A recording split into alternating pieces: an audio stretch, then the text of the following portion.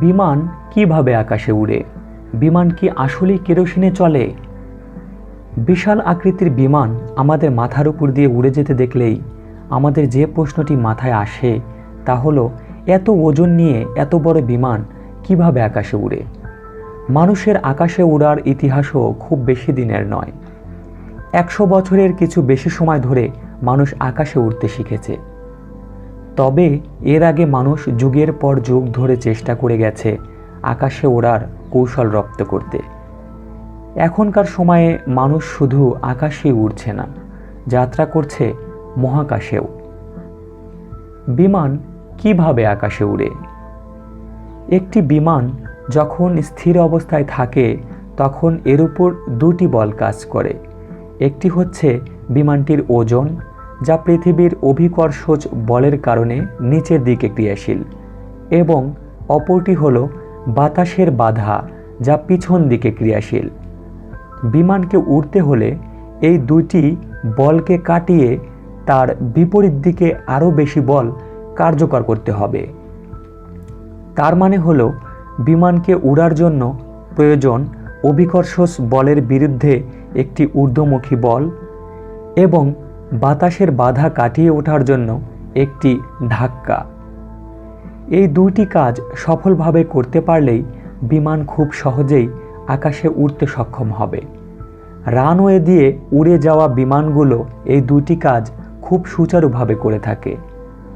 Sir Isaac Newton বলে গেছেন, প্রত্যেক ক্রিয়ারই একটি সমান ও বিপরীত প্রতিক্রিয়া আছে, আর এই সূত্রই বিমানের আকাশে ওড়ার মূল শক্তি।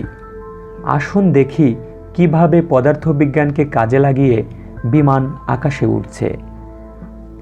আগেই বলেছি, উড়তে হলে বিমানকে দুইটি কাজ অতিক্রম করতে হবে।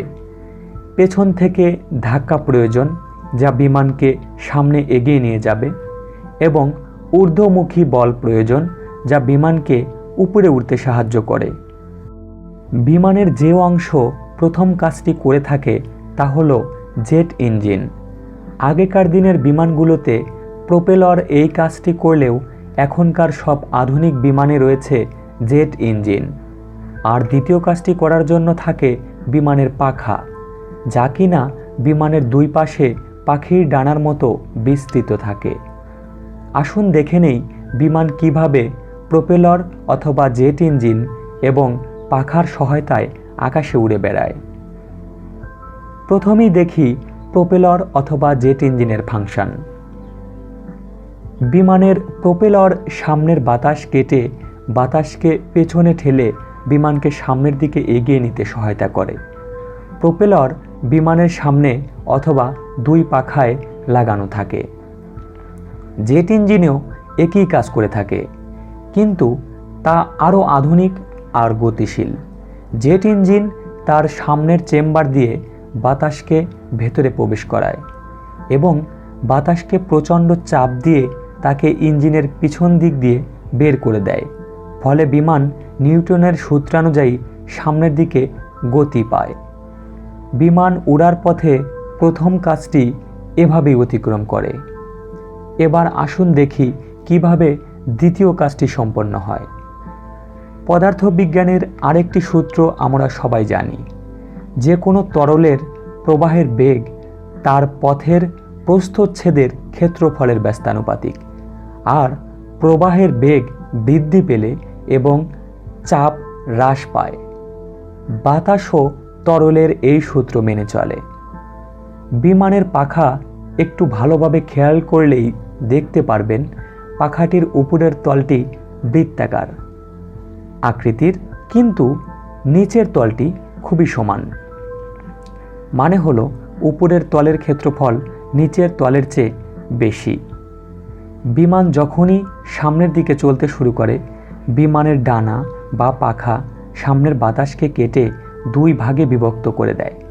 বাতাসের একটি অংশ পাখার উপর দিয়ে এবং অন্য অংশটি পাখার নিচ দিয়ে প্রবাহিত হয়। পাখার উপরের অংশ দিয়ে যে বাতাস প্রবাহিত হয় তা পাখার বক্রতার কারণে বেশি ক্ষেত্রফল দিয়ে প্রবাহিত হয়। এর ফলে বাধা বেশি পায়, তাই চাপ কমে যায়। আর পাখার নিচের অংশ সমান হওয়ায় পৃষ্ঠতলের ক্ষেত্রফল কম থাকে, তাই সেখান দিয়ে যে বাতাস প্রবাহিত হয় সেখানে বাধা কম হয় এবং চাপ বেশি থাকে। এখন খেয়াল করুন, বিমানের পাখার নিচের অংশে চাপ বেশি এবং উপরের অংশে চাপ কম, ফলে বিমান তার ওজনের বিপরীতে প্রয়োজনীয় ঊর্ধ্বমুখী বল পায় এবং আকাশে উড়তে পারে। প্রাথমিক অবস্থায় বিমানের অনেক বেশি ঊর্ধ্বমুখী বলের দরকার হয় বলেই বিমান প্রোপেলর অথবা জেট ইঞ্জিন ব্যবহার করে রানওয়েতে দ্রুত বেগে সামনের দিকে ছুটতে থাকে। ঊর্ধ্বমুখী বল যখনই তার ওজনের চেয়ে বেশি হয় তখনই বিমান আকাশে উড়তে সক্ষম হয়। বিমান কিভাবে বামে ডানে বাঁক নেয়? এ তো গেল সামনের দিকে এগিয়ে চলা। বিমান কিভাবে বামে কিংবা ডানে বাঁক নেয়? ইঞ্জিন চালিত নৌকা যেভাবে একটি বৈঠার মাধ্যমে নৌকাকে বামে ডানে বাঁক নেয়, ঠিক তেমনি বিমানের পেছনের দিকের লেজ ব্যবহার করে বিমানও বামে কিংবা ডানে বাঁক নিতে পারে। বিমান কিভাবে ল্যান্ডিং করে? বিমানকে যখন ল্যান্ডিং করানোর প্রয়োজন হয়, বিমানের পাখা দুইটি নিচের দিকে বাঁকা করা হয়, ফলে পাখার নিচের অংশে বাতাসের চাপ ধীরে ধীরে কমতে শুরু করে এবং পাখার উপরের অংশে বাতাসের চাপ বাড়তে শুরু করে এবং ফলাফল হিসাবে বিমানটি তার উচ্চতা হারিয়ে নিচে নামতে শুরু করে। বিমানে কি করে মহাকাশে যাওয়া সম্ভব? বিমান উড়তে হলে লাগে বাতাস। বাতাস কেটেই প্রোপেলর অথবা জেট ইঞ্জিনের মাধ্যমে বিমান সামনে এগিয়ে যায়। আবার জেট ইঞ্জিনেরও কাঁচামাল হচ্ছে বাতাস। আর আমরা সবাই জানি মহাকাশে বাতাস নেই, তাই এক কথায় বলে দেয়া যায় বিমানে করে মহাকাশে ভ্রমণ করা সম্ভব নয়। বিমানে জ্বালানি হিসাবে কি ব্যবহার করা হয়?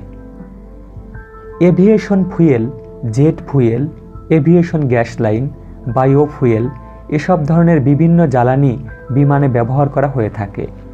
নির্ভর করে কি ইঞ্জিন রয়েছে ওই বিমানে। আসলে নাম যাই হোক না কেন, এটি আসলে কেরোসিন তেল।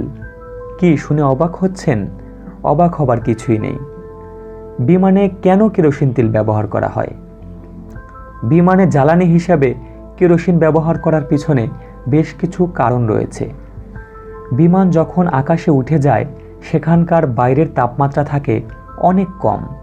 কেরোসিনের তরল হতে বরফ ফ্রিজিং পয়েন্ট হতে লাগে -40 ডিগ্রি থেকে -48 ডিগ্রি সেলসিয়াস। কেরোসিনের বদলে যদি গ্যাসোলিন ব্যবহার করা হতো তাহলে বিমান উপরে ওঠা মাত্র তরল বরফ হয়ে যেত। কেরোসিনে এই সমস্যার সম্মুখীন হতে হয় না। কেরোসিনের ফ্ল্যাশ পয়েন্ট গ্যাসোলিনের চেয়ে অনেক বেশি। ফ্ল্যাশ পয়েন্ট হলো সেই তাপমাত্রা যে তাপমাত্রায় দাহ্য কোনো পদার্থ জ্বলে ওঠে এবং বাষ্পে রূপান্তরিত হয়। বিমানের আকাশে উড়া এবং দ্রুতগতি অর্জনের ক্ষেত্রে ফ্ল্যাশ পয়েন্ট অনেক দরকার। কেরোসিনে অক্টেনের পরিমাণ বেশি, তাই গ্যাসোলিনের চেয়ে দ্রুত গতি অর্জন করতে পারে। কেরোসিন গ্যাসোলিনের চেয়ে অনেক বেশি পাতলা ও মসৃণ হয়ে থাকে। কেরোসিন দামেও সস্তা গ্যাসোলিনের চেয়ে। হ্যালো ভিউয়ার্স, আপনি যদি আমাদের চ্যানেলে নতুন হয়ে থাকেন অনুরোধ করব চ্যানেলটি সাবস্ক্রাইব করার জন্য, পরবর্তীতে আপডেট ভিডিওগুলো দেখার জন্য। আজকের মতো এ পর্যন্তই। ভালো থাকবেন, সুস্থ থাকবেন। আমি ইসরাফিল সবুজ আবারও আপনাদের সামনে হাজির হব নতুন কোনো তথ্যবহুল ভিডিও নিয়ে। আল্লাহ হাফেজ।